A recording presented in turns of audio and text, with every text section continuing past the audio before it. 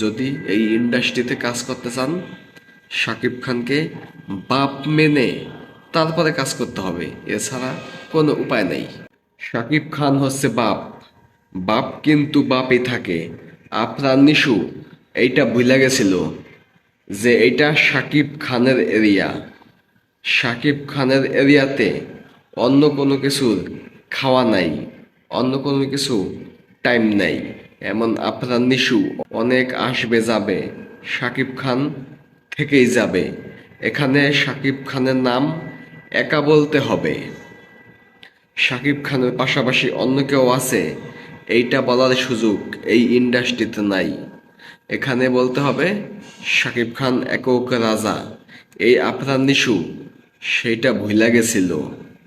সুরঙ্গ সিনেমার সময় অনেক আবল তাবল কথা এই নিশু বলছিল। সেই নিশু এখন শাকিব খানের সিনেমার মাধ্যমে তার সিনেমার প্রমোশন করতেছে। এতদিন যাবৎ যেই একটা বিষয় উঠছে যে শাকিব খানের সিনেমাতে আপনার নিশু থাকতে যাচ্ছে ক্যামিও চরিত্রে, আসলে শাকিব খানের সিনেমায় থাকতে যাচ্ছে না। শাকিব খানের সিনেমার একেবারে শেষে আলাদা একটি ভিডিও ফুটেজ, একেবারে তাণ্ডব সিনেমার শেষে দেখানো হবে আপনার নিশুর নেক্সট সিনেমার একটা প্রমোশনাল কন্টেন্ট। চিন্তা করে দেখছেন, শাকিব খানের সিনেমা দিয়া সো কল্ড অভিনেতা তার সিনেমার প্রমোশন চালায়। তাহলে যাকে দিয়ে প্রমোশন চালায় সে অবশ্যই বস, বাপ। তাকে উল্টাপাল্টা কথা এই নিশু কিভাবে বলছে? এখনো শাকিব খানের নাম মুখে নেয় না। সে এমুক তেমুক, তাকে ওকে এইসব কথাবার্তা বলে, নামটা মুখে আসে না। আপনার নিশু সাহেব শাকিব খানের প্রিয়তমা ছবিতে একটা ডায়লগ দিছিল, এটা আমার এরিয়া, আমি ছাড়া আর কারো আওয়াজ হবে না। এটা বাস্তব, এটা কোনো ছবির ডায়লগ না, বাস্তব ডায়লগ। শাকিব খানের অবস্থান এখন এমনই। এই বাংলা ফিল্ম ইন্ডাস্ট্রি আপনি বলতে পারেন শাকিব খানের বাপদাদা সম্পত্তির মতো।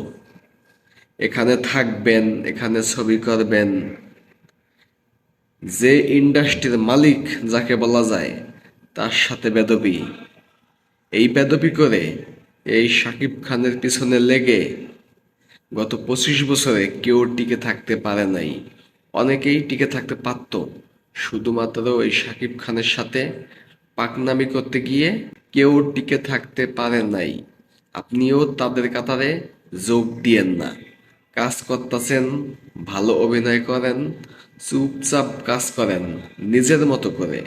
শাকিব খানকে খোঁচাইয়েন না, বা শাকিব খানের সাথে টক্কর দেওয়ার চেষ্টা করেন না। টক্কর দিছেন তো শেষ, এখানে টক্কর চলে না। এটা শাকিব খান একক রাজা, রাজার সাথে প্রজার টক্কর চলে না। রাজা রাজাই থাকে। প্রজা যদি রাজা হইতে চায়, সেই প্রজা হয়তোবা রাজার অজান্তে অনেকটা পথ আগাই যাইব রাজা হওয়ার জন্যে, কিন্তু যখন রাজা জানব তখন কিন্তু সেই প্রজার গোষ্ঠী শুদ্ধা খাইয়া ফেলাইব। ব্যাপারটা এমনই। শাকিব খানের সাথে ফালাফালি করেন না, এটা শাকিব খান, এটা কোনো ওই বাংলা সিনেমার আর 5-10টা হিরো না। এটা নাম্বার ওয়ান শাকিব খান। 26টা বছর এই বাংলা ফিল্ম ইন্ডাস্ট্রিতে কাটাইছে। এবার ভাবেন কোন মেধা নিয়া শাকিব খান চলে। এই বাংলাদেশে যে কোনো সেক্টরে 10 বছর থাকাই টাফ, সেখানে শাকিব খান দাপটের সঙ্গে 26 বছর টিকে আছে। কতটা মেধাবী শাকিব খান! কিভাবে বাংলাদেশে চলতে হবে শাকিব খানের থেকে ভালো কেউ জানে না। তাহলে সেই শাকিব খানের সাথে টক্কর দিতে আইসেন না, কোনো দিক দিয়ে পারবেন না। শুধু সিনেমা সাবজেক্ট বাদ দেন, পলিটিক্স বলেন, শাকিব খান হচ্ছে সাইলেন্স পলিটিক্স। সাইলেন্স থাকে কিন্তু ভিতরে ভিতরে পলিটিক্স, বুঝতে পারবেন না। এটাই শাকিব খান। তো শাকিব খানের সাথে টক্কর দিয়েন না, টক্কর দিলেই শেষ।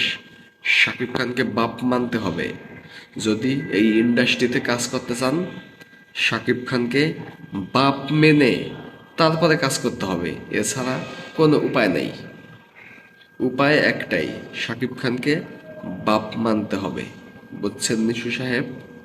তো এখন এই পর্যন্তই, ভিডিওটা সবাই শেয়ার করে দিয়েন। আরেকটা কথা, যদি এখনও আমার চ্যানেলটা সাবস্ক্রাইব করে না থাকেন, প্লিজ প্লিজ এখনই চ্যানেলটা সাবস্ক্রাইব করবেন। ধন্যবাদ।